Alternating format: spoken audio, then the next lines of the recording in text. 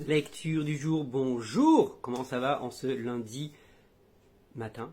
Frais peut-être, là où tu habites. Chez moi il fait frais en tout cas. Et j'espère que tu as passé un bon week-end. N'hésite pas à me le dire un petit peu, d'avoir un peu d'interaction, ça fait plaisir aussi. Ce matin j'ai lu dans Matthieu chapitre 25 et ça fait suite à Matthieu chapitre 24 effectivement.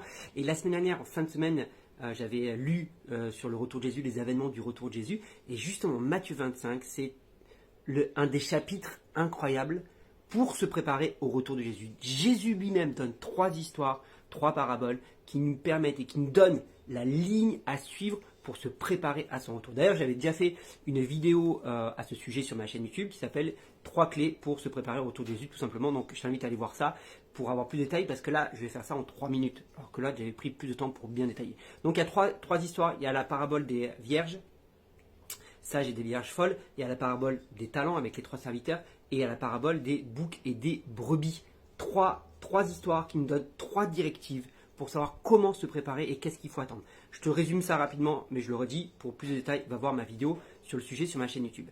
Première histoire, vierges folles et les vierges sages nous enseignent que on a besoin de l'huile. L'huile, ça représente le Saint-Esprit dans la Bible. Donc on a besoin d'être rempli du Saint-Esprit et d'avoir des réserves pour être prêt à son retour, d'être réveillé avec l'Esprit Saint. D'accord? Ça, c'est important parce que dans l'histoire des vierges sages et des vierges folles, les vierges folles se réveillent aussi. Elles sont aussi réveillées, mais elles n'ont pas l'huile, elles n'ont pas l'Esprit Saint. Donc l'important d'être réveillé avec l'Esprit Saint. Mais on va voir plus de détails.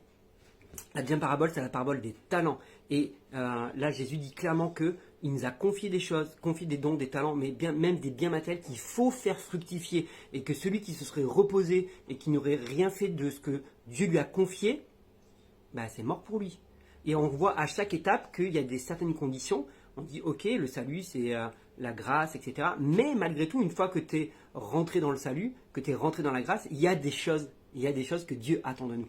Donc, parabole des talents, Dieu attend certaines choses de nous, que nous fassions fructifier, et il attend un retour sur investissement. C'est un peu ça l'idée.